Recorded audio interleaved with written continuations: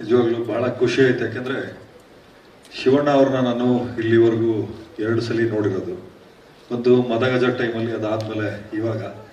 ನಾವು ಸ್ವಲ್ಪ ದಪ್ಪಗೆ, ಸಣ್ಣಗೆ, ಕಪ್ಪಗೆ, ಸ್ವಲ್ಪ ಕೂದಲು ಉದುರಿದೆ, ಎಲೆಕ್ಷನ್ ಎಫೆಕ್ಟು.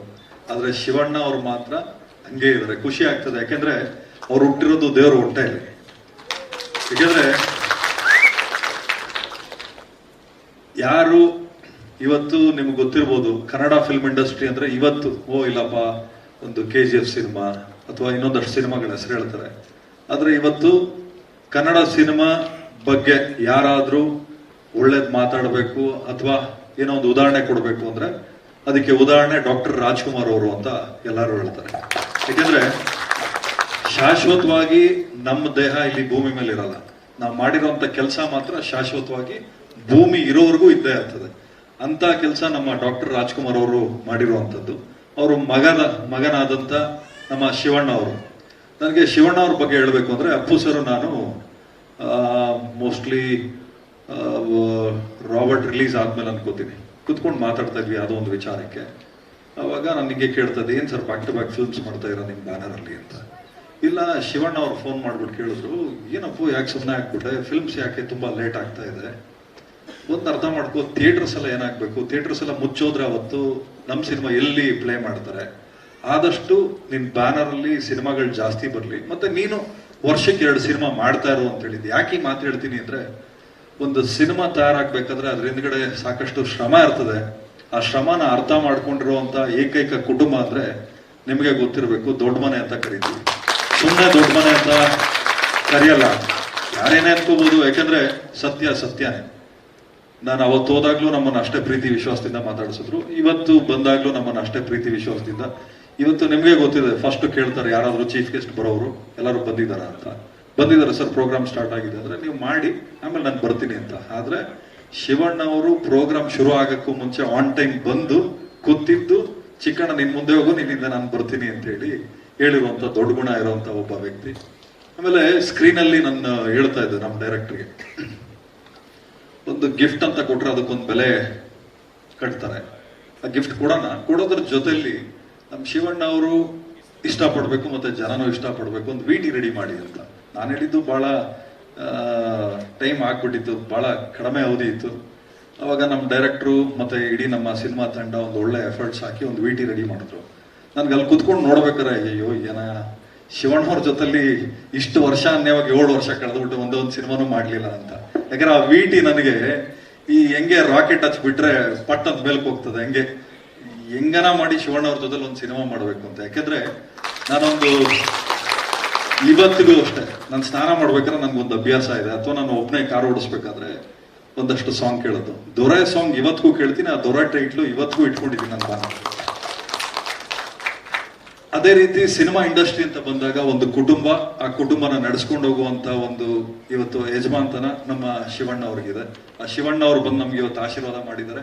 ಯಾಕೆಂದ್ರೆ ಪ್ರೊಡಕ್ಷನ್ ಹೌಸ್ ಆಗಿ ಇವತ್ತು ನಾವು ಎಸ್ಟಾಬ್ಲಿಷ್ ಆಗಿದ್ದೀವಿ. ಆದ್ರೆ ಚಿಕ್ಕಣ್ಣ ಒಬ್ಬ ಹೀರೋ ಆಗಿ ಎಸ್ಟಾಬ್ಲಿಷ್ ಆಗುವಂತ ಒಂದು ಅವಕಾಶ ಬಂದಾಗ ಅದು ಒಳ್ಳೆಯವ್ರ ಕೈಯಲ್ಲಿ ಆಗ್ಬೇಕು. ಅದು ಇವತ್ತು ಶಿವಣ್ಣ ಅವ್ರ ಕೈಯಲ್ಲಿ ಆಗಿದೆ, ಬಹಳ ಖುಷಿ ಆಯ್ತು. ಅದಾದ್ಮೇಲೆ ಈ ನಮ್ಮ ಕಾರ್ಯಕ್ರಮಕ್ಕೆ ಕೀರ್ತಿರಾಜ್ ಸರ್ ಬಂದಿದ್ದಾರೆ.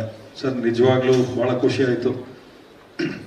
ಅದಾದ್ಮೇಲೆ ರವಿಶಂಕರ್ ಸರ್ ಸುಮಾರು ನಮ್ಗೆ ಹೆಬ್ಬುಲಿಯಲ್ಲಿದ್ರು, ರಾಬರ್ಟ್ ಅಲ್ಲಿದ್ರು, ಮತ್ತೆ ಇವಾಗ ಉಪಾಧ್ಯಕ್ಷ ಆಗಿದ್ದಾರೆ.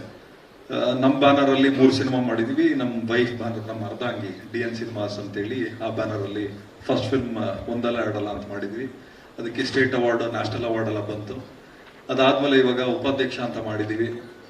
ಒಂದು ಒಳ್ಳೆ ಹೋಪ್ಸ್ ಜನಗಳ ಮನಸ್ಸಲ್ಲಿದೆ ಅಂತ ನಾನು ಭಾವಿಸ್ತೀನಿ. ಆ ಹೋಪ್ಸ್ ಬರ್ಬೇಕಾದ್ರೆ ನಮ್ಮ ಚಿಕ್ಕಣ್ಣ ಅವರ ಎಫರ್ಟ್ ಮತ್ತೆ ನಮ್ಮ ಡೈರೆಕ್ಟರ್ ಅನಿಲ್ ಅವರ ಎಫರ್ಟ್. ಈ ಸಿನಿಮಾಕ್ಕೆ ಕತೆ ಕೊಟ್ಟಿರುವಂತ ನಮ್ಮ ಚಂದ್ರಮೋಹನ್ ಅವರು ಇರ್ಬೋದು, ಮತ್ತೆ ಎಡಿಟರ್ ಇರ್ಬೋದು, ಮ್ಯೂಸಿಕ್ ಡೈರೆಕ್ಟರ್ ರಾಜಶೇಖರ್ ಅವರು, ಇನ್ನೂ ಅನೇಕ ಜನ ಈ ಸಿನಿಮಾ ಇಷ್ಟು ಚೆನ್ನಾಗಿ ಬರೋಕ್ಕೆ ಕಾರಣಕರ್ತರಾಗಿದ್ದಾರೆ. ಮತ್ತೆ ನಮ್ಮ ಮಹೇಶ್ ಅವರು, ನನಗೆ ಡೈರೆಕ್ಟರ್ ಇಂತ ಹೆಚ್ಚಾಗಿ ನನ್ಗೊಬ್ಬ ಸಹೋದರ ಅಂತ ಹೇಳ್ಕೊಳಕ್ಕೆ ಇಷ್ಟಪಡ್ತೀನಿ. ಚಿಕ್ಕಣ್ಣ ಅವ್ರಿಗೆ ನಾನು ಡೇ 1 ಇಂದನೂ ಹೇಳ್ತಾ ಇದ್ದೆ, ಅಪ್ಪಾಜಿ ಸಿನಿಮಾ ಮಾಡೋದು ದೊಡ್ಡದಲ್ಲ, ಮಾಡಿದ್ಮೇಲೆ ನಾವು ನಿಲ್ಸ್ಕೊಡೋದು ಕಲಿಬೇಕು ಅಂತೇಳಿ.